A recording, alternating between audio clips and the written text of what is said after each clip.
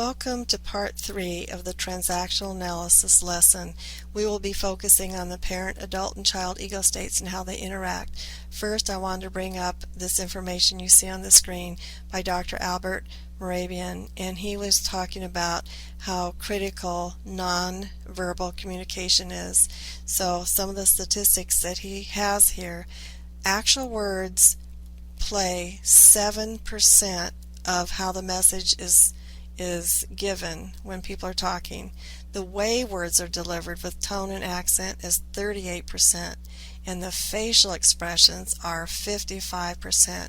So he was showing that nonverbal communication is powerful, and when we study communication, and that's exactly what transactional analysis is, that the actual facial and the body language is more important than the actual words. This next cartoon by the wonderful authors Jerry Scott and Jim Borgman demonstrates this. You can tell exactly what's going on between Jeremy and his girlfriend. And the last little frame there, his friend said, "You look emotionally drained." And Jeremy said, "When you only get 4 minutes between classes, you have to pack in a lot." So let's begin with the ego states, and the first examples I will show you are parallel lines, meaning that the conversations are smooth. Now the two adult ego states are very smooth. What time is it? It's 3:30. How are you? Good. How are you? There's no fighting or negative exchange. It's just equal and even. And for the ego states between parent and child ego states, these are smooth transactions. A nurturing parent ego state would say, "I bought your favorite soup thinking you'd like that," and then the child ego state response would be, "Wow, I'm so glad, yummy yummy." And when I'm teaching my face-to-face class, they assume that the child ego state is somebody younger, but these could be two roommates, and one roommate brought something back to their apartment and the other roommate is happy. So it does not have to do with how old somebody is. We all, people from youth all the way up, we all have our parent, adult, and ego states inside of us.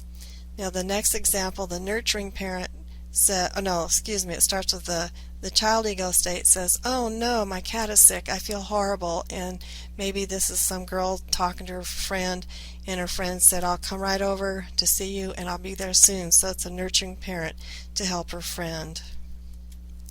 Oops, excuse me, I went too fast.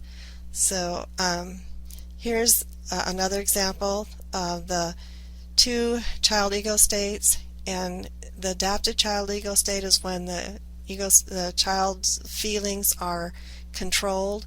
So one child ego state says, "I will not show the anger to him," so they're holding it in, and the other person is frustrated and holding the feelings in. So two adapted child ego states won't have any crossed exchanges because they're holding all their feelings in. Now the free child ego states, if they're happy, they're getting along great, they're both giggling together. Now obviously if they're angry and they're fighting, that's not going to be a real pleasant positive exchange. Now here are some other ego state combinations that show the difference between the nurturing and critical parent ego states and their smooth transactions. So the nurturing parent, one person would say, "I'll help you clean up this place," and the other one says, "Thanks, I'll cook you some dinner." So that's even. Now two critical parent ego states can get along great if they're both being critical about the same thing. So one critical parent says, "I don't see how Jill can wear those clothes," and the other person says, "She just doesn't have any taste in clothes." So they can both be very comfortable in being critical together. And these are some examples in your worksheet, so I want you to fill those out. Now examples of crossed conversations where the ego states do not get along. We have a nurturing parent who calls up maybe her friend and says, "I'd like to come over and help you," and then her friend, who's being very critical, a critical ego state with the parent, "Oh, you don't know enough about this to help me." So that's a very crossed transaction, and they'll either end up fighting or the conversation will end. Here's another one where a critical parent said, "The bus is always late," An adult ego state would respond saying, well, I've seen it both on time and also late too. So that conversation will stop. It's not a comfortable conversation. Here's an example of transactions that cross. So the happy ego state of the child says, I'm sure looking forward to coming over to see you. Can you help me braid my hair? And maybe she's calling up her friend. So her friend is also in a child ego state, but she's unhappy. So she said, I don't feel like doing your hair. It frustrates me when you ask me to do this. I feel like you use me. So again, it's cross transaction. And these are some examples I'd like to have you do on your worksheet.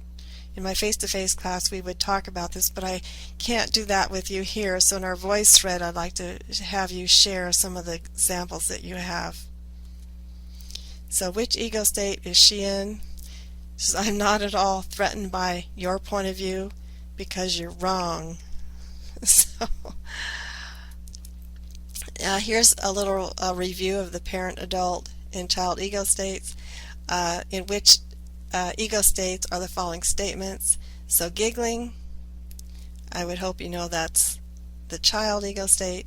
And then telling someone the correct way to wash clothes, I hope you know that would be parent. Feeding a friend some food, that'd be the nurturing parent. Explaining a math problem, the adult. Taking care of a puppy, and that would be the nurturing parent. Telling someone he shouldn't wear those clothes, that'd be critical parent. Taking a test, that'd be the adult. Anger, the child ego state. Glad you're done with homework, and because of the word glad, that would be child ego state. Reading a textbook, that'd be the adult ego state. Crying, the child, and feeling lonely, the child ego state. So I hope that this all makes sense to you, and then we will move on after this to talk about strokes and discounts. So come back for the part 4, and thank you for listening. Bye-bye.